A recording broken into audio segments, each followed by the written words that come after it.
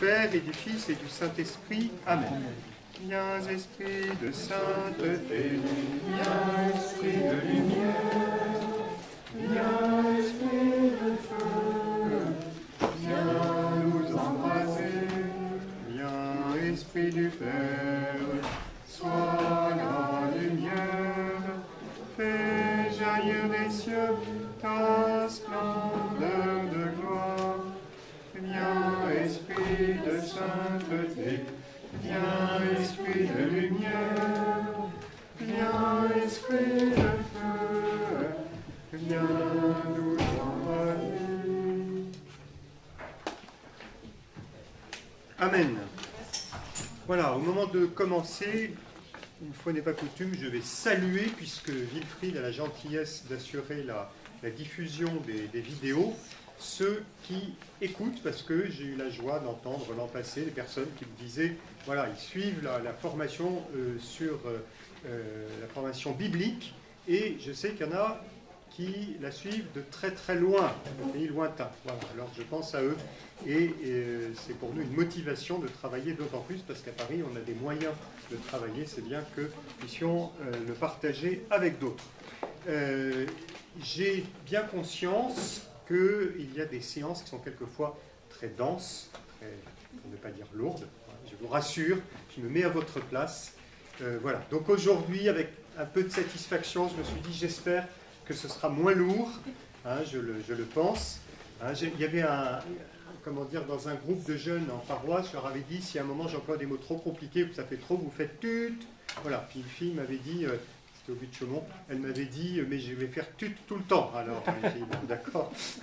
Donc c'est à moi d'alléger un peu. Aujourd'hui la thématique est moins lourde. C'est vrai que la dernière fois c'était l'Ascension, la Pentecôte, des événements très importants.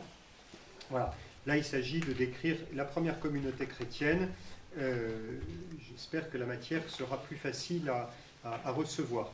Enfin, pour terminer cette introduction, je vous rappelle que le principe de cette formation, qui est vraiment ouverte à tous, c'est qu'on essaye de lire, si possible, à l'avance les textes que l'on voit au moment où on le fait au retour. Mais je vais par exemple faire référence tout à l'heure à un récit, le récit de l'histoire d'Ananie et Saphir. Voilà, on n'a pas le temps de lire tout le texte, mais voilà, il vaut mieux l'avoir lu. Voilà, vaut mieux l'avoir lu.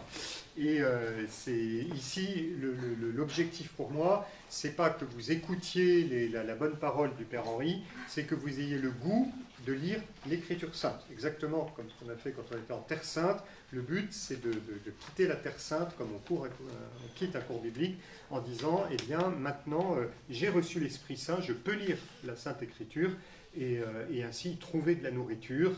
Voilà, me préparer à la messe du dimanche, enfin, voilà, que chacun trouve la manière de cette nourriture. Le Concile Vatican II nous a demandé d'encourager les fidèles à se nourrir à cette lecture. Et donc c'est ce que je vous recommande très fortement quand vous venez ici. Alors, vous vous souvenez que, nous avons évoqué ça la dernière fois, quand les apôtres ont posé la question à Jésus du rétablissement de la royauté en Israël, l'attente messianique basique des Juifs de ce moment-là, le Messie va venir, il va tout rétablir, tout va s'arranger. Jésus, au lieu de leur donner une leçon compliquée, parce que je pense qu'au fond de son cœur, il disait décidément, ils n'ont toujours pas compris, ils sont un petit peu bornés, mais on va au-delà, c'est pas grave, ils n'ont pas compris, il donne une réponse. D'accord, vous attendez le rétablissement de la royauté d'Israël, eh bien, comment Dieu va-t-il rétablir la royauté en Israël? Ça va être le don de l'Esprit Saint et l'envoi en mission jusqu'aux extrémités de la terre. Réponse magnifique de Jésus. L'accomplissement des Écritures, ce sera dans cette annonce jusqu'aux extrémités de la terre. Voilà. Eh bien, cette annonce jusqu'aux extrémités de la terre, cette mission qui va couvrir tout le livre des Actes des Apôtres, commence avec la jeune communauté chrétienne réunie à Jérusalem. Nous avons le démarrage de cette action de l'Esprit Saint, de cette mission de l'Église, en regardant la jeune communauté chrétienne de Jérusalem. Donc, deux morceaux dans notre travail de ce soir. Tout d'abord, une description de la vie de la première communauté chrétienne, et ensuite, nous nous arrêterons sur un passage plus précis le témoignage de Pierre, ce fameux miracle de la belle porte. Hein, vous avez remarqué que je vous mets des belles photos, hein, à la fin. Hein, je me suis fait un peu plaisir grâce au voyage que j'ai fait avec des amis prêtres, ou finalement sur les pas de Saint-Paul, d'un endroit à l'autre. Ben, à force de prendre des photos, je me suis dit, je vais essayer d'en faire profiter le cours sur les actes des apôtres. Alors ça, c'est une photo prise à Jérusalem. Ce n'est pas la photo du temple, parce que le temple a été rasé, mais il y a une maquette qui vous présente le temple, pas grandeur nature, mais presque, hein, qui vous présente Jérusalem, et c'est là que se situe le miracle de la belle porte, dont nous parlerons tout à l'heure. Et j'essaye aussi de vous proposer des passages des pères de l'Église, des passages patristiques, ce qui, je vous ne le cache pas, n'était pas tout à fait facile pour les actes des apôtres, parce que les actes des apôtres n'ont pas été très commentés par les pères. Voilà. Mais il y a quand même quelques perles que je suis heureux de vous partager. Voilà, nous entrons dans le vif du sujet. Alors, la vie de la première communauté chrétienne. Ben, le travail est assez simple, j'allais dire, pour nous qui sommes des lecteurs, puisque saint Luc présente la vie de la communauté chrétienne à travers 3 sommaires, hein, ce qu'on appelle des sommaires, des tableaux récapitulatifs. Un sommaire, c'est un tableau récapitulatif qui donne une vue d'ensemble de ce que vivaient les apôtres et les premiers chrétiens. Dans l'Évangile, vous avez des sommaires, quand les évangélistes nous disent Jésus parcourait la Galilée et opérait de multiples guérisons, c'est ce qu'on appelle un sommaire, voilà, à la différence d'un récit. Voilà. Là, il y a 3 sommaires qui nous décrivent ce qu'était la communauté chrétienne. Et ces sommaires emploient un vocabulaire très très précis, hein, que nous allons voir. Voilà, 3 sommaires au chapitre 2, au chapitre 4 et au chapitre 5. Le premier sommaire, acte 2, versets 42-47. Saint Luc présente la communauté chrétienne à travers 4 caractéristiques sur lesquelles je vais m'arrêter. L'adhésion à l'enseignement des apôtres, la communion, le partage du pain et les prières. On peut ajouter au verset 43 la crainte et les miracles, hein, mais qui sont, j'allais dire, à un autre niveau. Donc ces 4 caractéristiques qui nous aident à mieux saisir ce que vivait profondément la communauté chrétienne. Tout d'abord, l'adhésion à l'enseignement des apôtres. Il s'agit d'adhérer à l'enseignement des apôtres parce que pour entrer dans la communauté chrétienne, eh bien, il s'agit d'abord d'entendre la parole du salut. C'est par l'accueil de la parole que l'on entre dans la communauté chrétienne. Le Seigneur n'a pas accompli son œuvre salutaire de manière, j'allais dire, purement miraculeuse et extérieure à l'homme. Hein, Dieu a voulu s'adresser à notre cœur, notre intelligence, susciter notre foi, d'où l'importance de la prédication, hein, qui demeure encore aujourd'hui vivante dans l'Église. Hein. L'enseignement donné par les apôtres revêt une place de premier ordre. Alors, cet enseignement, hein, la didaché, est quelque chose de très spécifique qu'il s'agit de bien distinguer de 2 autres termes que l'on rencontre dans les Actes des Apôtres, chez saint Luc. Il y a donc la didaché, l'enseignement, il y a le kérygme, kérygma en grec, et catéchésis. Alors le kérygme, c'est la proclamation de la parole qui est adressée à ceux qui ne sont pas chrétiens. Il en sera question très souvent dans les Actes des Apôtres. C'est un terme que vous employez sûrement, ceux qui font l'évangélisation. Un kérygma, le kérygme, kérudzein, ça veut dire proclamer. Je proclame. Ce n'est pas une parole que l'on susurre, mais c'est une parole que l'on dit à haute voix.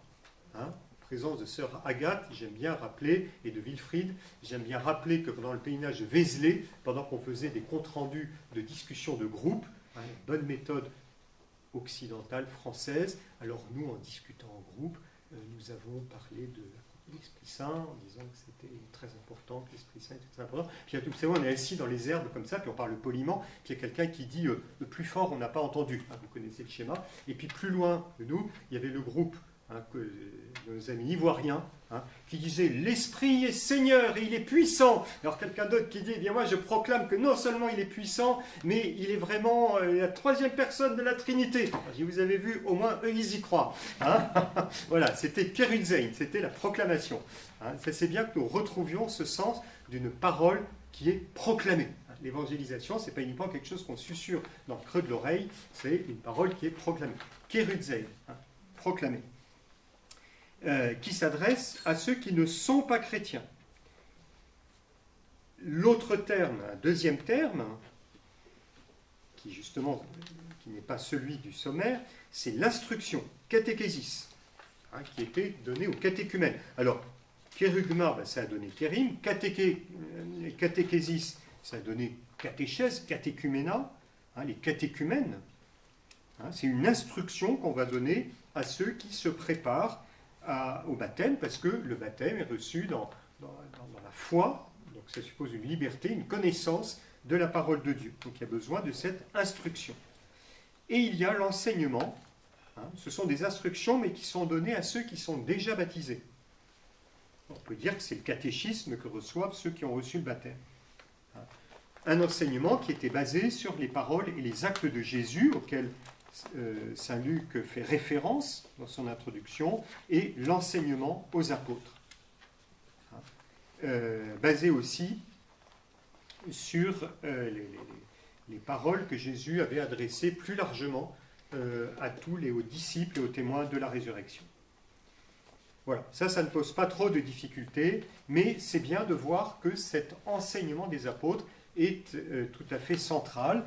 Dans notre manière de comprendre l'Église, il y a toujours cette place donnée à la parole, à l'enseignement, et qui est fondamentale. On s'adresse à des intelligences, à des libertés pour susciter la foi. Deuxième aspect, c'est la communion. La communion. Alors, le terme est évidemment d'une très très grande importance, également dans l'ensemble des actes des apôtres. Voilà, fidèle à la communion fraternelle. Fidèle à la communion fraternelle. Le terme grec, c'est koinonia. En fait, le terme, on le trouve dans des contextes très variés et il peut avoir plusieurs sens. J'en relève 5 à la suite de l'exégète Jacques Dupont. Il y a d'abord l'unité entre les personnes, voilà, une vie fraternelle, une charité fraternelle, l'unité entre les personnes. Deuxièmement, il y a quelque chose d'un petit peu plus objectif, plus matériel, c'est le partage, soit des responsabilités, soit des biens matériels. Troisième sens, la communion eucharistique. On le trouvera également, koinonia, d'ailleurs, le terme aujourd'hui est employé souvent pour la communion eucharistique, ce serait le même sens que la fraction du pain. Je reviendrai tout de suite sur le terme de fraction du pain. Quatrième sens, la communion hiérarchique. La communion se réalise par le lien d'obéissance aux apôtres. Et enfin, plus tard, on trouvera le terme de communion, de koinonia, au sujet de la relation entre les différentes communautés chrétiennes. Vous voyez, aujourd'hui, on va dire voilà, les Melkites, les Maronites, ils sont en communion avec les chrétiens latins, par exemple. On est en communion avec différentes communautés chrétiennes. Alors, on ne peut pas trancher dans un sens exclusif, même si on voit bien qu'il y a l'idée d'un partage fraternel, et il parlait de la communion fraternelle, un partage fraternel entre les chrétiens qui va se traduire de façon assez concrète. Je pense qu'il faut exclure le terme de la communion eucharistique parce qu'il est question aussitôt après de la fraction du pain qui désigne l'Eucharistie. Les deux termes, évidemment, consonnent l'un avec l'autre, mais ils ne peuvent pas désigner la même chose. Luc ne peut pas dire ils étaient assidus à l'enseignement des apôtres, fidèles à la communion eucharistique et à la communion eucharistique. Ce n'est pas très logique. Donc ce n'est pas le sens de l'Eucharistie ici, c'est plutôt très probablement cette communion fraternelle, le partage des biens matériels entre les chrétiens, peut-être même le partage des responsabilités, non comme mise en œuvre d'un idéal social, mais comme l'expression de l'unité dans la charité. Il y a, je vais revenir dessus abondamment tout à l'heure, mais il y a cette, voilà, la mise en œuvre d'un idéal plutôt de charité qui prend sa source dans la foi. Alors précisément la fraction du pain. La fraction du pain. C'est un geste qui vient du judaïsme, qui fait partie de la célébration de la Pâque juive. Le geste de rompre le pain, ça fait partie du rituel pascal, le Seder pascal. Si vous allez chez les Juifs, il y a toujours aujourd'hui la fraction du pain. Jésus, les apôtres l'ont pratiqué, mais d'après les évangiles, le geste a acquis un sens technique assez précis. La fraction du pain, en grec klasiste ou artou, artos le pain, ce geste a été associé au culte eucharistique. On se souvient du dernier repas de Jésus avant la Passion. Jésus a rompu le pain avant de le distribuer aux disciples. Ça vous dit à tous quelque chose. Et ce geste, il l'avait déjà posé. À quel moment d'ailleurs? Parce que j'entends souvent quand on explique Saint Luc, d'ailleurs j'ai dû l'entendre ici quand j'ai parlé de Luc 24. Est-ce que vous vous souvenez de l'explication que j'avais donnée au mois de mai l'année dernière? Je ne sais pas si j'avais expliqué. Comment se fait-il que les disciples d'Emmaüs qui n'étaient pas présents à la scène, Jésus rompt le pain et ils le reconnurent? Une énigme. Pardon? La multiplication. Et bien voilà, la multiplication des pains. Et on a dans la multiplication des pains les mêmes 4 verbes, chez Saint Luc et dans les évangélistes, dans les évangiles, quand vous avez des séquences de verbes qu'on retrouve régulièrement, on se dit il y a un code. Voilà. Jésus prend le pain, il le bénit, ou bien il rend grâce, il le rompt et il le donne. Voilà. Ça devient des termes techniques. Prendre, bénir, rompre, donner. Voilà. Donc les disciples d'Emmaüs avaient vu Jésus faire ce geste à la multiplication des pains. Évidemment, quand Jésus pose ce geste pendant le repas pascal, il y aura les paroles, il y aura le cadre, etc. Et ça va changer d'une certaine manière de nature. Mais Jésus se fait reconnaître. Eh bien, pour les chrétiens, c'est un geste de reconnaissance. Le terme de fraction du pain devient un terme technique qui va prendre une signification plus large que simplement le rite initial, avant de partager, on fait la fraction. Ça va désigner l'ensemble du repas eucharistique par lequel on reconnaît Jésus. Voilà. Le sens de fraction du pain dans les Actes des Apôtres est l'équivalent d'une désignation plus ancienne, la première désignation de la messe, premier mot. Le terme de messe, c'est beaucoup plus tardif. On l'a attesté dès le IVe siècle, mais je pense que c'est plus au Moyen-Âge qui s'est développé. La première désignation de la messe, c'est dans... Ne regardez pas votre feuille, parce qu'il y a la réponse, c'est trop facile. C'est Saint Paul, évidemment. L'envoi. C'est pas... Alors, missa, c'est l'envoi. Ça, c'est le terme de la messe. Le repas du Seigneur. Voilà. Qu'on a dans la première aux Corinthiens, qui est antérieure aux Actes des Apôtres. Les lettres de Saint Paul, c'est les années 55, 60, 50, 55, 60, alors que les Actes des Apôtres ont été écrits beaucoup plus tardivement, vers 80, comme nous l'avons dit il y a quelque temps. Donc la première désignation de la messe, c'est le repas du Seigneur. Mais l'expression fraction du pain est une expression qui est équivalente.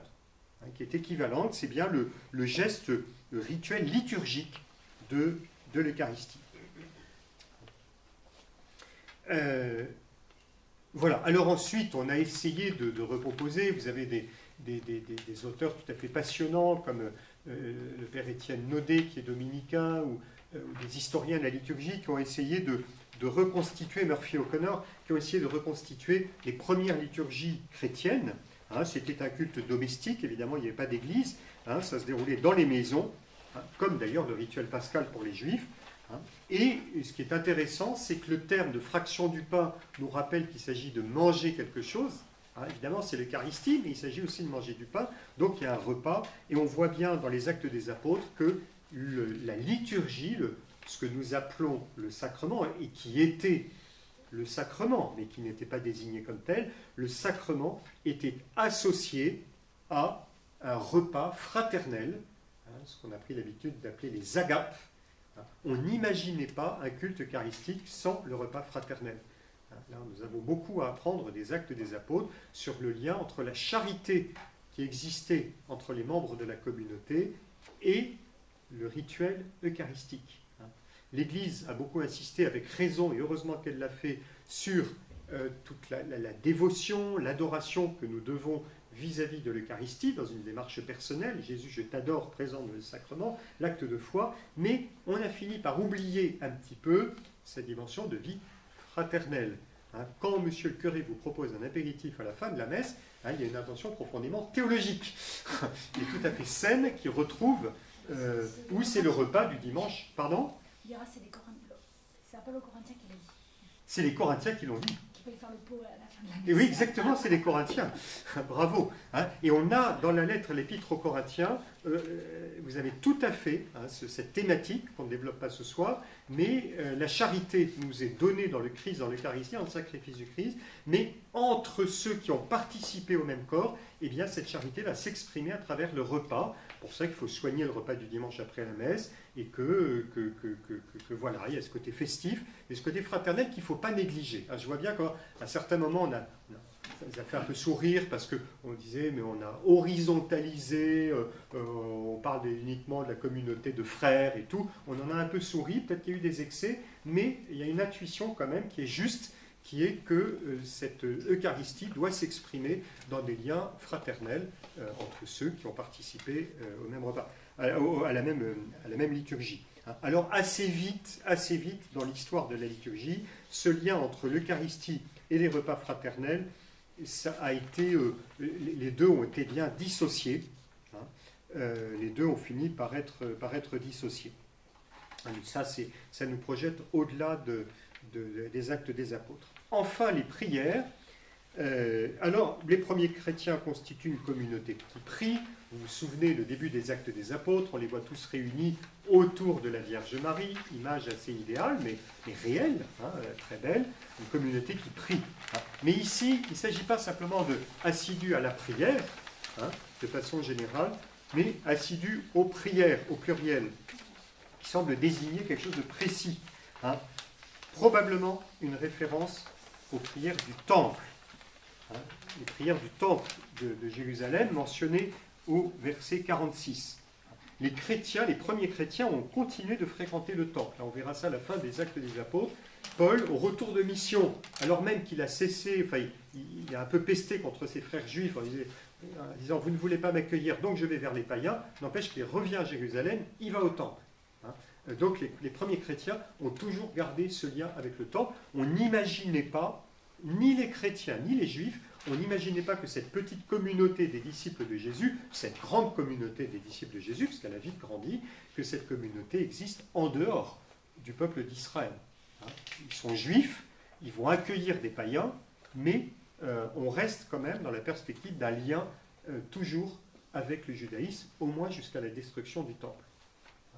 Donc, ils participent aux prières qui se font au temple. On va voir Pierre et Jean, d'ailleurs, on en parlera tout à l'heure. Voilà. Donc, ce tableau qui semble donner de manière assez complète ce qui pouvait caractériser la première communauté chrétienne, cette écoute de la parole, cette communion fraternelle, le centre, le cœur, c'est la célébration de l'Eucharistie et la participation aux prières avec leurs frères juifs. Le deuxième sommaire, au chapitre 4, nous dit une chose, je vais simplement, je vais m'arrêter dessus, je ne vais pas parler de l'ensemble du sommaire, mais cette expression « un seul cœur et une seule âme ».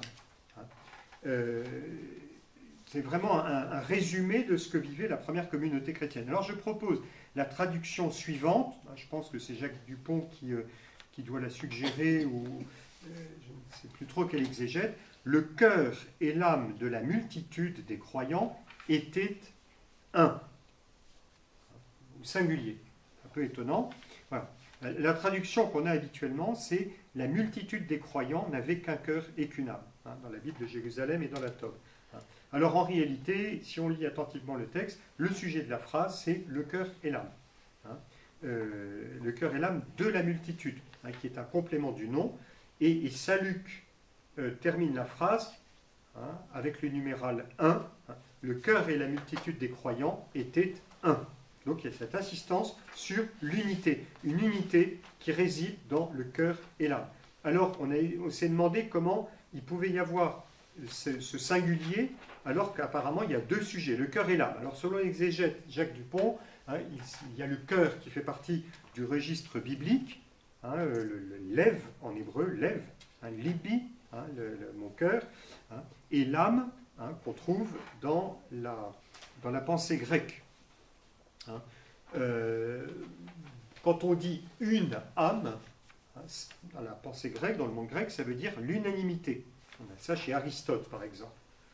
Donc il ne s'agirait pas de deux composantes différentes et complémentaires de l'être humain, deux organes ou de parties de la personne, mais la même réalité dans deux langages, deux cultures différentes. Et c'est vrai que Saint Luc appartient bien sûr à ce monde culturel grec, mais aussi ce monde biblique du judaïsme. On peut citer aussi, peut-être que la solution est plutôt là, dans le schéma Israël, Moïse exhorte Israël à aimer Dieu de tout son cœur et de toute son âme.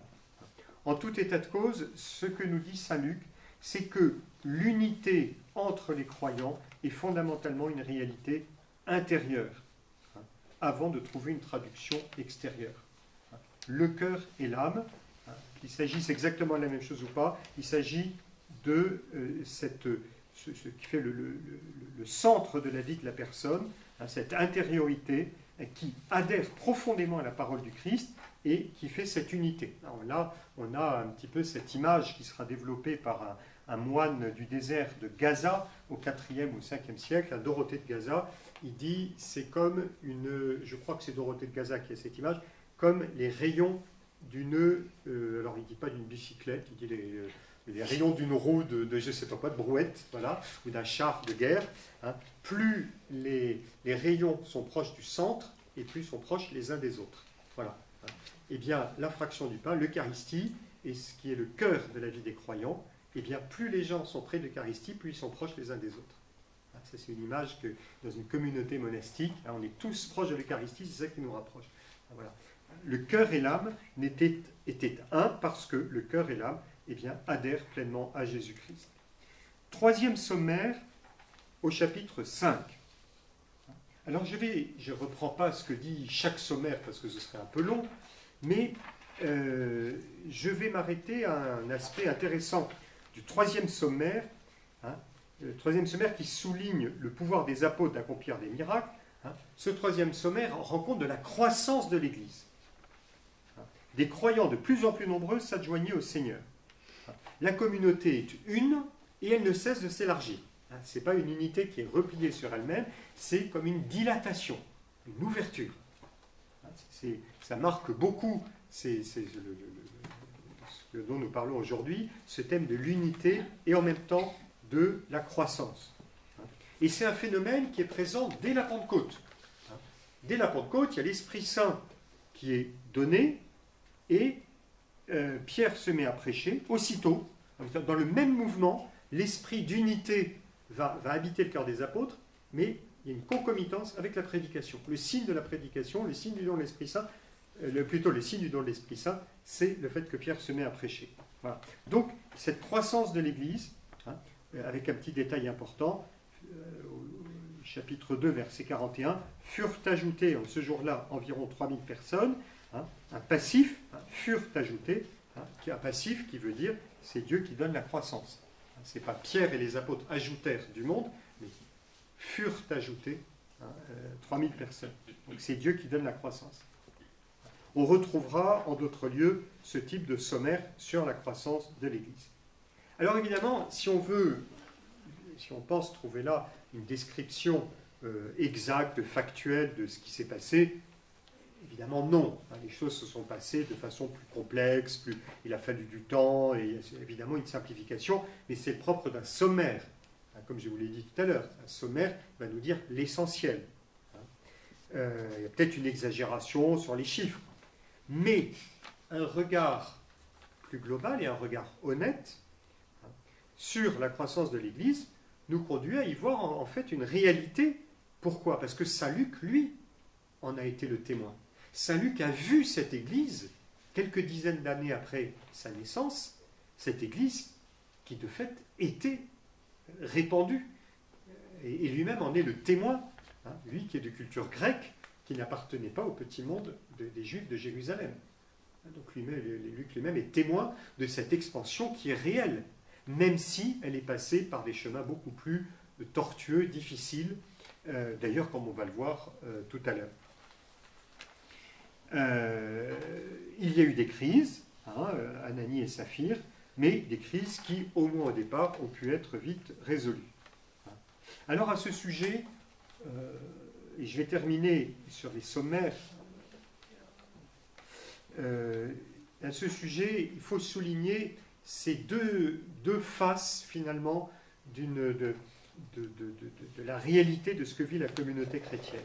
À la fois la bonne réputation dont jouissent les chrétiens auprès du peuple, ils ont une bonne réputation. Ce qui est étonnant d'ailleurs, c'est qu'ils ont une bonne réputation, mais on a l'impression que les gens qui les regardent les tiennent un peu à distance. Enfin, tout le monde n'ose pas forcément les rejoindre.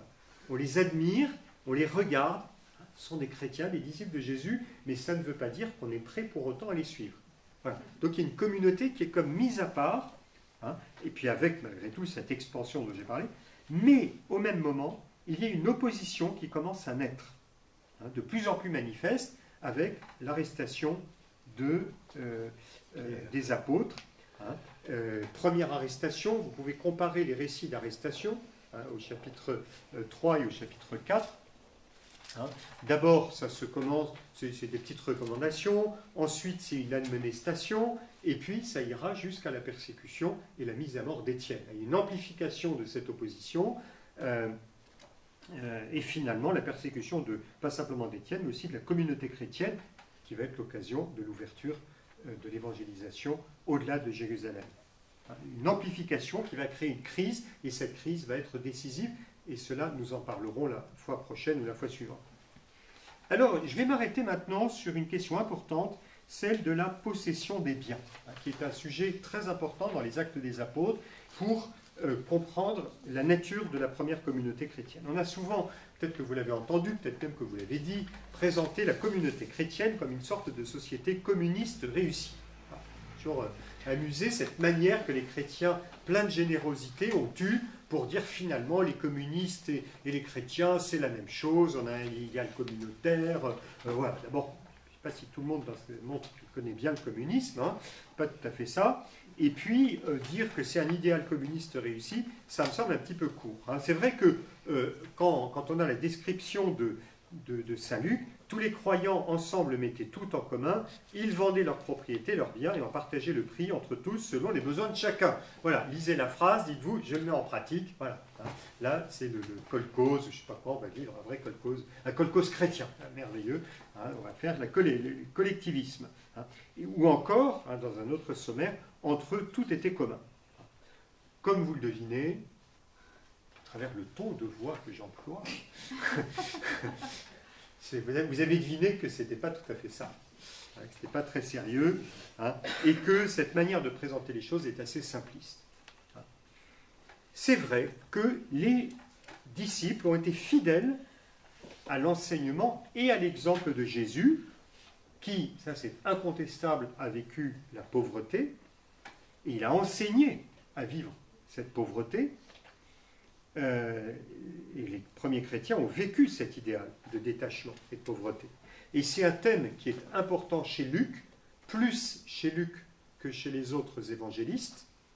Luc insiste beaucoup sur la pauvreté matérielle. D'ailleurs, dans les Béatitudes, là où saint Matthieu dit « heureux les pauvres en esprit », Luc dit « heureux les pauvres », tout court. Donc on devine bien qu'il y a l'idée d'une pauvreté matérielle réelle.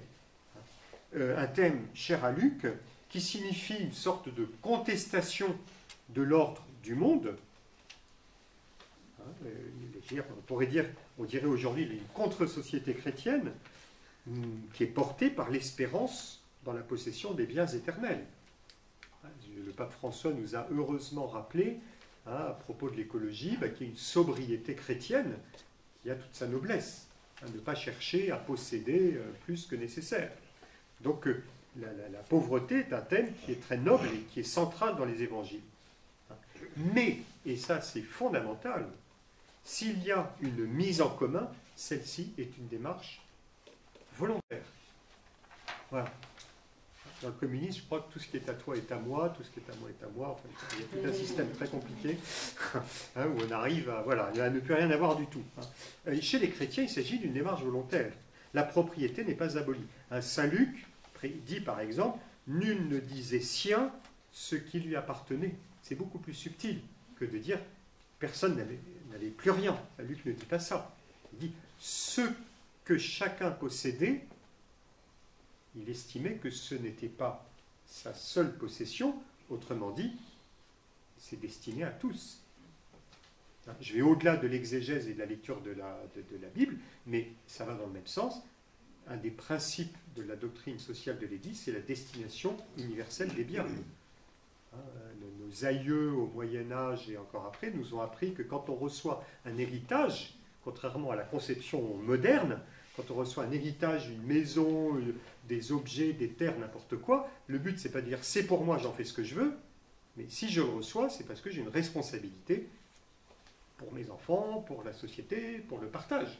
Donc ça c'est une conception tout à fait chrétienne. La propriété n'est pas abolie, mais elle est comme orientée vers l'idée d'un partage volontaire, libre. Je mets à disposition. Chacun reste propriétaire de ce qu'il met au service des autres. Alors on pourrait se poser une question, une petite parenthèse, est-ce que la possession absolue telle qu'on la conçoit aujourd'hui dans notre culture et dans notre droit est d'un point de vue chrétien quelque chose de complètement légitime? Évidemment, je peux jouir de ce que j'ai, mais si je vis toute ma vie au milieu de biens immenses sans en faire jamais profiter les autres, on peut se poser des questions. Enfin, je pense que l'Église a la réponse. Voilà. On a aujourd'hui notre pain de ce jour. Notre pain de ce jour. Donc ça veut dire que Dieu nous donne ce dont nous avons besoin. Et c'est lié au thème de la pauvreté, tout à fait. Qui nous fait faire confiance à la providence. Dieu nous donne ce dont nous avons besoin. On a rapproché aussi cette thématique, entre tout était commun, du thème grec de l'amitié. Tout ça chez des exégètes, c'était rien d'autre que la traduction de l'idéal grec de l'amitié. Entre amis, tout est commun. On a ça chez Platon, dans la République, ou chez Aristote, Éthique à Nicomaque. Il y a plusieurs références, je ne vous ai pas mises ici, mais on le voit en plusieurs lieux, au moins l'Éthique à Nicomaque, voilà, et la République. Mais c'est vrai que si on peut qualifier les chrétiens d'amis, je pense qu'ils n'étaient pas tout à fait opposés, c'est une thématique chez Saint Jean, je vous appelle ami, voilà. En réalité, chez Saint Luc, ils sont d'abord définis comme croyants. Ce n'est pas l'idéal grec de l'amitié, ce sont des croyants, c'est comme ça qu'ils sont nommés dans les 3 sommaires, on n'emploie pas encore le mot de chrétien, on emploie le mot de croyant, et c'est à ce titre de croyant, c'est à cause de leur foi qu'ils partagent ce qu'ils possèdent. La base de la mise en commun, ce n'est pas l'amitié, au sens grec, ni un idéal collectiviste, vu selon notre culture contemporaine. La base de la mise en commun, c'est la foi. Foi commune, espérance commune, qui entraîne une communauté plus large, qui s'étend au bien temporel. Et ça, il faut bien comprendre que cette mise en commun et la manière de mettre en commun, de vivre finalement, on retrouve le terme de communion, cela touche la nature même de la communauté chrétienne. Ce qui fait la nature même de la communauté chrétienne, ce qui fait son unité, c'est l'Esprit Saint, une unité qui se traduit par le partage des biens, qui n'est pas une fin en soi, qui n'est pas une réalisation qui se suffit à elle-même, c'est l'expression de quelque chose de beaucoup plus profond, le don de l'Esprit, qui est confié aux apôtres et qui leur demande de vivre dans cette charité. Et ça, c'est un point qui est souligné dans l'histoire de Ananie et Saphir. Je m'y arrête très rapidement. Hein. Ce qui est reproché à Ananie et Saphir, c'est étonnant quand même, ce pauvre gars qui arrive devant sa pierre et plam, il meurt aussitôt après le petit dialogue, pression d'un jugement et une sentence, une punition. Il n'a pas le temps de se retourner, de demander un avocat. Hein. Mais qu'est-ce que Saint-Pierre qu'est-ce qui lui est reproché? C'est pas d'avoir vendu un champ, pas ça qui lui est reproché. Hein. C'est d'avoir menti à l'Esprit Saint. Hein. Pierre dit bien qu'il était libre de garder son bien. Il était libre de garder son bien. Et encore une fois, les disciples continuent de posséder des biens. Mais il a menti. Hein. Satan, hein, ce que nous dit Saint Luc, c'est que Satan est entré dans son cœur. Satan, c'est le diviseur. Hein. À travers Ananie et Saphir, hein, en entrant dans le cœur d'Ananie et de Saphir, Satan vient diviser la communauté. Or, la division, eh bien, c'est le contraire de ce qu'est la communauté, c'est-à-dire une unité dans l'Esprit Saint. Hein, c'est une œuvre de destruction que Satan fait en étant le mensonge. La communauté était un seul cœur et une seule âme, et le principe de cette unité, c'est l'Esprit Saint. Eh bien, on retrouve le thème de la Genèse, où l'homme et la femme vont conspirer ensemble, comme Ananie et Saphir, hein, pour faire mentir Dieu, pour faire mentir l'Esprit Saint, pour diviser. C'est l'œuvre du diable, le diabolos, c'est celui qui divise. L'unité originelle de l'homme avec Dieu, de l'homme et de la femme, et de l'homme à l'intérieur de lui-même, cette unité est brisée. Et là, c'est la communauté chrétienne qui, par le mensonge, va être brisée.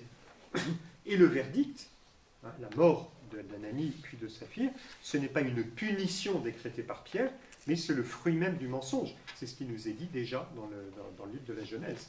Hein. C'est le verdict, hein, c'est le fruit même du mensonge qui mène à la division et à la mort.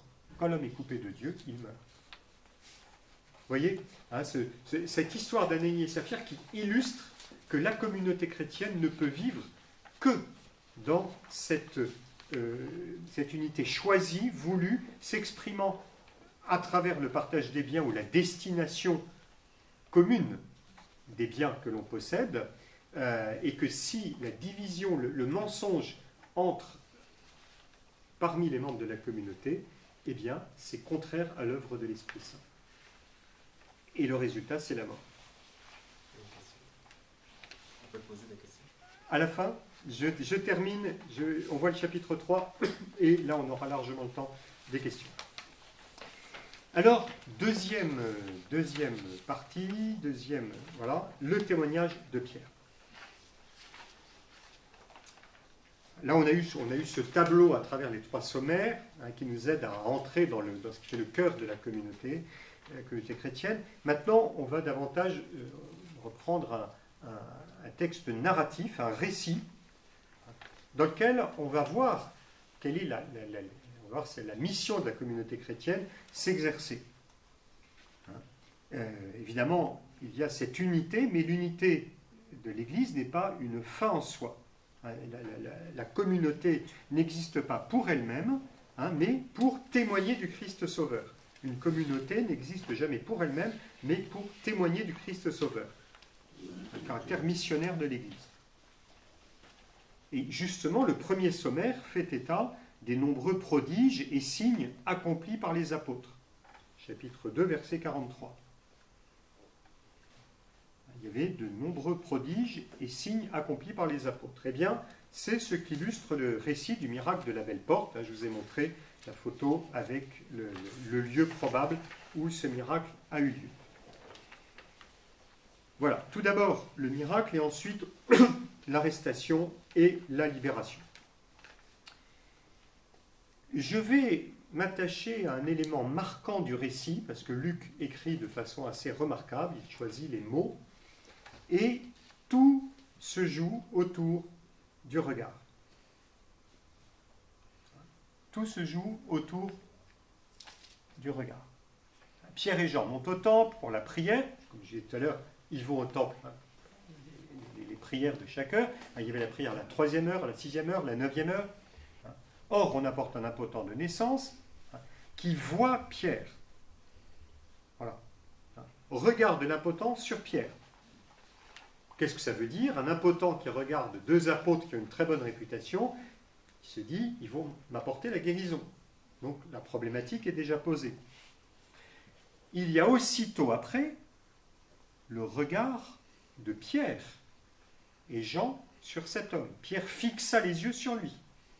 Et Pierre dit à cet homme, regarde-nous, alors que l'homme les regardait déjà. Donc c'est un autre regard que demande Pierre. Regarde-nous.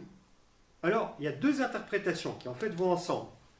La première, c'est, permettez, on est au temple, les apôtres, ils vivent un certain idéal de pauvreté. Je ne sais pas si on se lavait autant à l'époque qu'aujourd'hui, si les lessives étaient aussi puissantes que Dash ou c'est quoi les lessives? Voilà, homo, je ne sais pas quoi. Regarde-moi. T'as vu comment je suis? T'as vu comment je suis sapé? Je suis comme toi. Attends. Donc, qu'est-ce que tu attends de moi? Je suis du même niveau que toi. N'attends pas de moi que je n'ai pas d'argent ou d'or à te proposer. Il le dit, je ne suis pas là avec un faiseur de miracles. Je suis avec ma pauvreté. Voilà, je suis avec ma pauvreté. Qu'est-ce que tu regardes quand tu me regardes? Est-ce que tu attends quelqu'un qui va arriver avec un coup de baguette magique pour te sortir de ta situation? Mais je crois qu'il y a une deuxième interprétation symbolique qui correspond bien à la première. C'est regarde-moi parce que en me voyant, ce n'est pas moi, Pierre, que tu regardes, mais c'est l'Église. C'est le mystère de l'Église.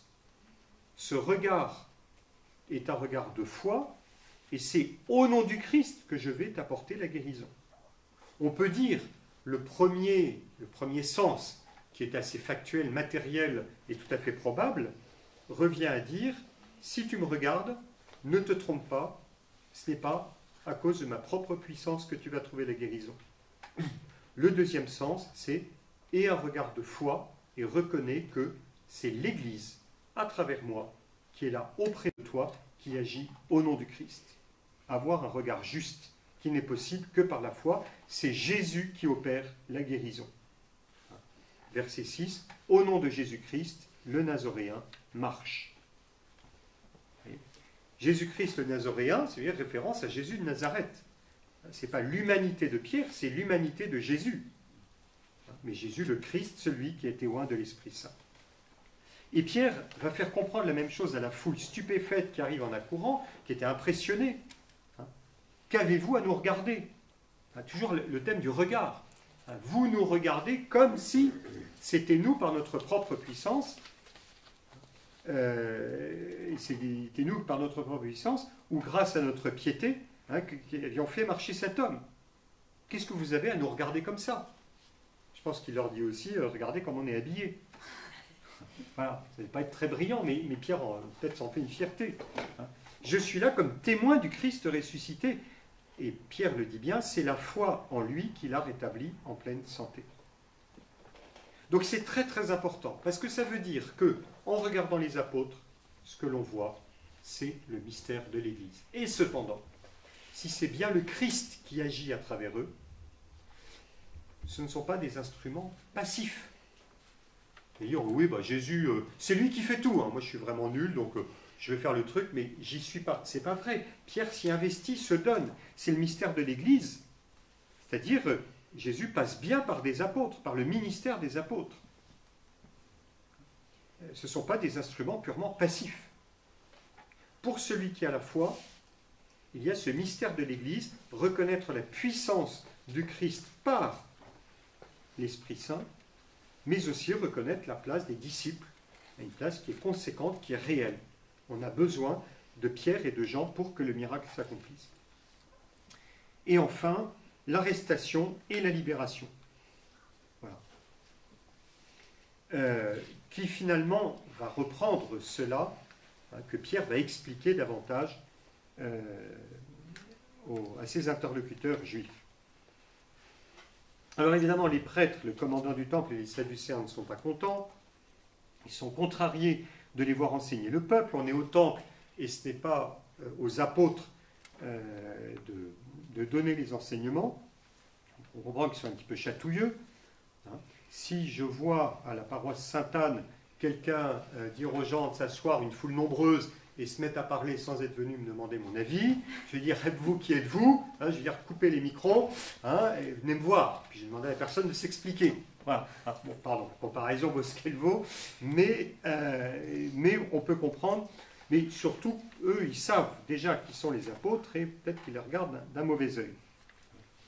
Eh bien, Pierre et Jean, qui vont se faire arrêter, vont saisir cette occasion pour prendre une nouvelle fois la parole.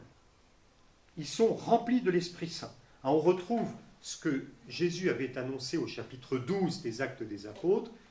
Quand vous serez conduits devant les synagogues, on vous arrêtera, vous aurez à rendre témoignage. Ne vous inquiétez pas, vous aurez l'Esprit Saint. On a exactement ce qui était annoncé dans l'Évangile. Ce premier discours de Pierre devant le Sanhédrin répond à la question... Non, tout d'abord, je vais un peu trop vite. Luc souligne la puissance de l'Esprit Saint. Et ça, c'est très très important. C'est un thème auquel il faut s'habituer dans les Actes des Apôtres. Pour nous, parler de la puissance de l'Esprit Saint qui agit et qui fait des merveilles, on se dit, ça c'est un truc de charismatique.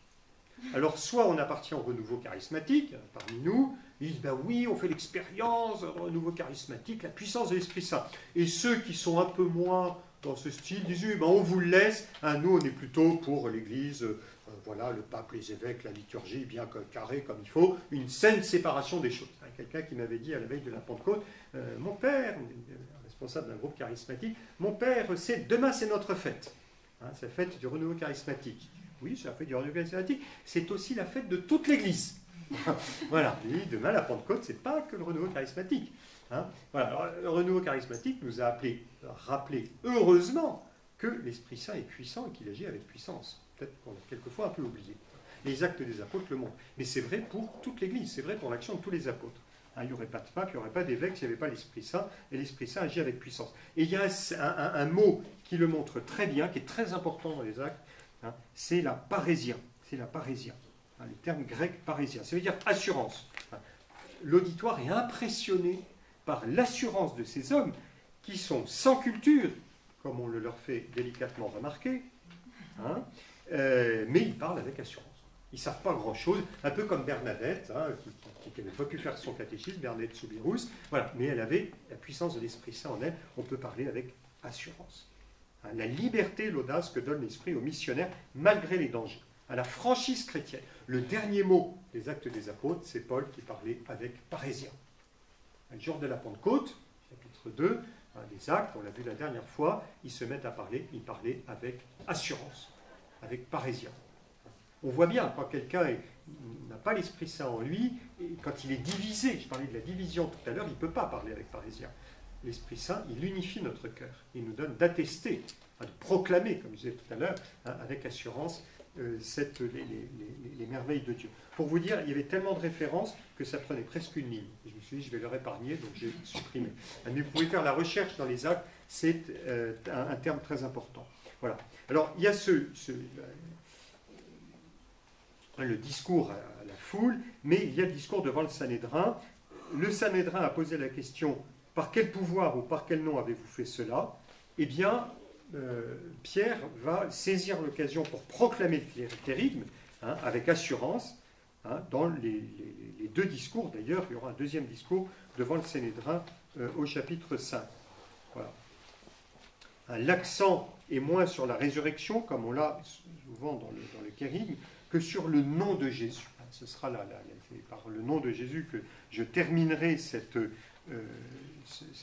formation de ce jour, l'enseignement de ce jour.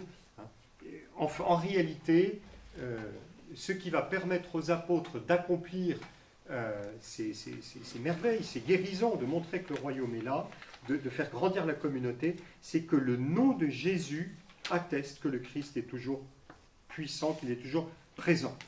Que le Christ est toujours présent. C'est par le nom de Jésus-Christ, le Nazaréen, celui que vous avez crucifié, que Dieu a ressuscité des morts. C'est par celui-ci et par nul autre que cet homme se présente guéri devant vous. Et il termine par une puissante profession de foi. Hein, ça, c'est une parole que vous devriez connaître par cœur si vous ne la connaissez pas déjà. Il n'y a pas sous le ciel d'autre nom donné aux hommes par lequel nous devions être sauvés. Pas d'autre nom donné aux hommes. Ce n'est pas un nom qui est magique, comme dans les rites de l'Antiquité. Prononcer le nom d'un dieu, c'était essayer de le faire venir pour en faire ce qu'on voulait. Le nom de Jésus, c'est plutôt la proclamation de celui dont on reconnaît la présence. Ceux qui ont reçu l'Esprit Saint agissent au nom de Jésus. Et c'est de cette manière que le salut est communiqué. Je conclus.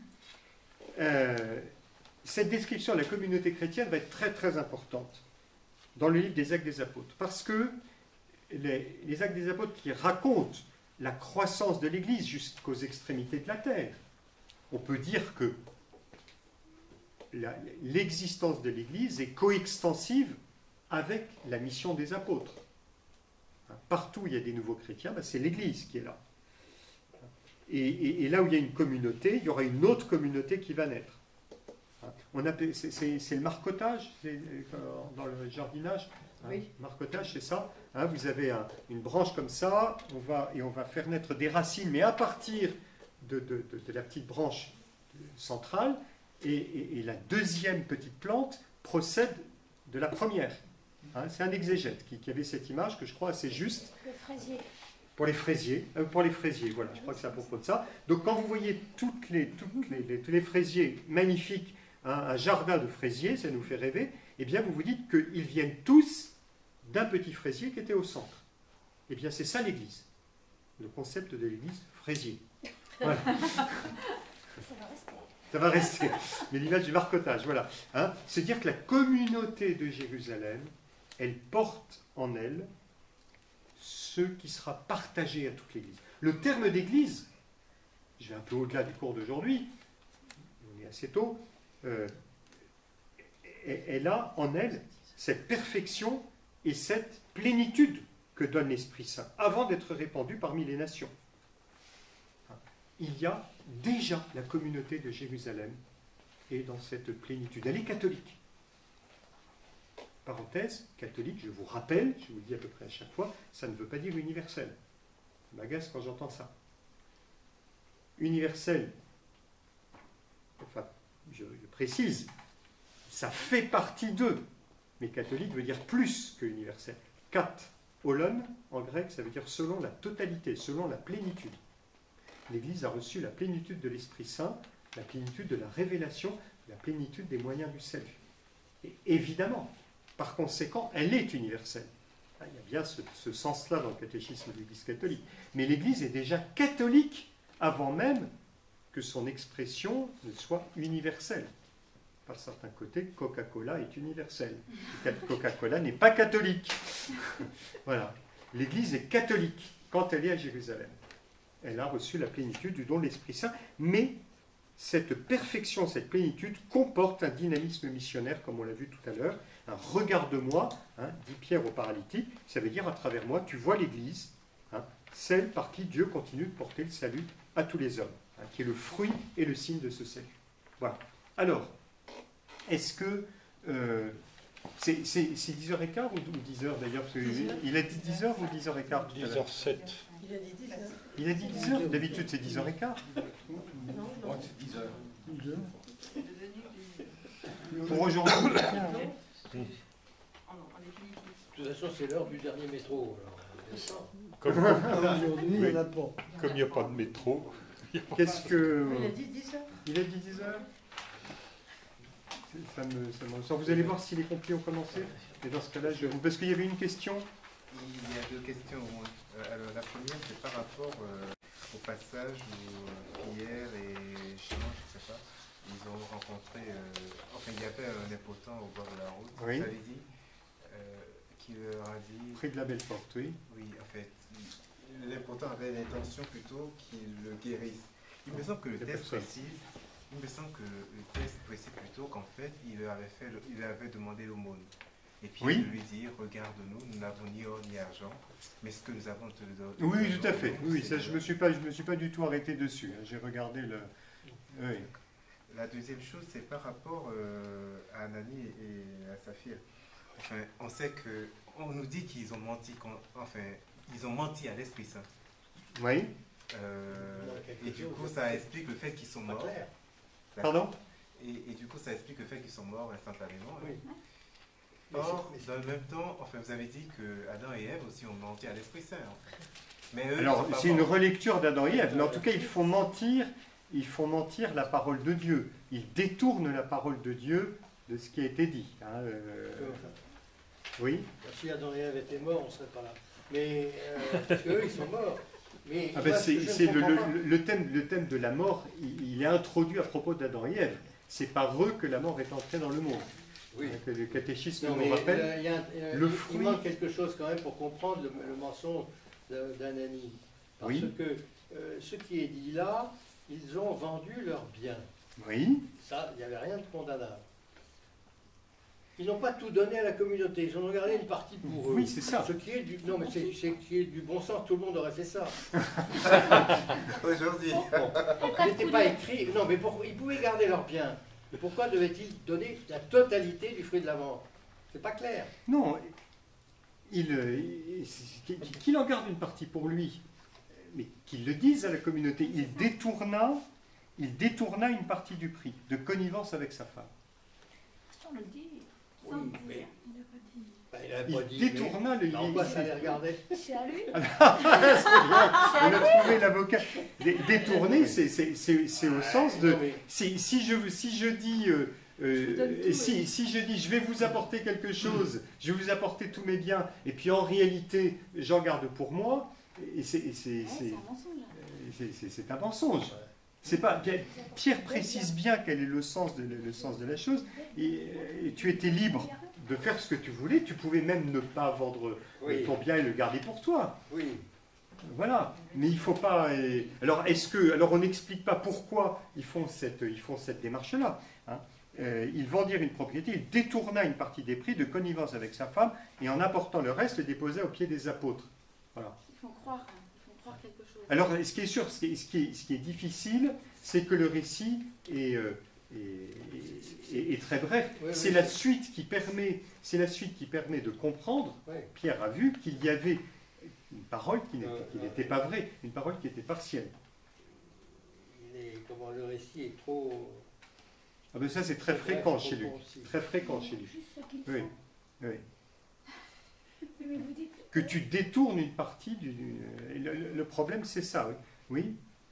Non, mais je disais, vous dites très bien, en fait, dans les évangiles, dans la Bible, il y a juste ce qu'il faut pour qu'on comprenne. Il y a Oui. juste le nombre de mots qu'il faut, Ah ben ça, c'est Sans trop. permanent. sans pas assez. C'est permanent. J'avais fait l'exercice au chapitre communautaire avec Aïn Karem. Il y a de nombreuses années, on avait fait un atelier biblique. Et avant de lire ensemble l'histoire du fils prodigue, j'avais fait raconter l'histoire du fils prodigue à ceux qui étaient là. Le résultat était extrêmement drôle. C'était extraordinaire. Je pourrais vous faire l'exercice. Et alors, le résultat, c'était un père avait 2 fils, donne-moi ma part d'héritage, il s'en alla, et avec son argent, eh bien, il alla au café, il but beaucoup de bière et joua avec beaucoup de femmes, il s'acheta des vêtements excessifs, enfin, on a toute la description, et puis à la fin, ben, il n'eut plus rien. Et puis alors, on reprend le texte, et on voit, après avoir dépensé tout son bien, il se retrouvait dans le dénuement. Alors, à la fin du récit, il y a le papa qui dit, ou le papa, il est dit, le frère, qui dit, il a, voilà, mais, Il le dit. Oui. hein, il le dit, tu as débauché avec le fils, mais c'est assez court, mais quand vous voyez hein, le vitrail de Chartres, hein, vous avez toute la description, mais ça c'est parce que on remplit, on a besoin de remplir l'imagination, remplit les vides, voilà. Hein, l'histoire d'Ananie et Saphir, c'est l'histoire, c'est le terme détourner. Qu'est-ce que ça veut dire détourner? Ça veut dire on va apporter ce que l'on a vendu. Ça veut dire c'est le jeu de la charité, c'est très bien, on vous apporte, mais on en garde pour nous. Sans oser le dire, alors le récit nous aurait dit nous vous apportons une partie de la vente et voilà. Une dernière question? Oui, c'est très humain, c'est ça. C'est très humain comme réaction. Ma réaction.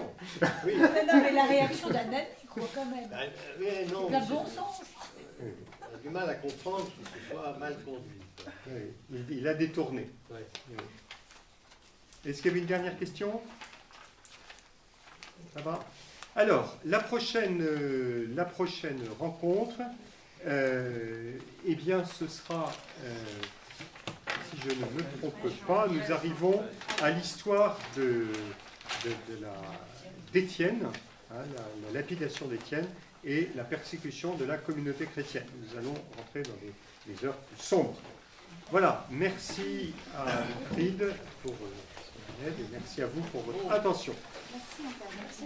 Merci à vous. Je vais poser une question. Oui. J'habite au but de Chaumont. Je suis venu à pied. Ah, moi,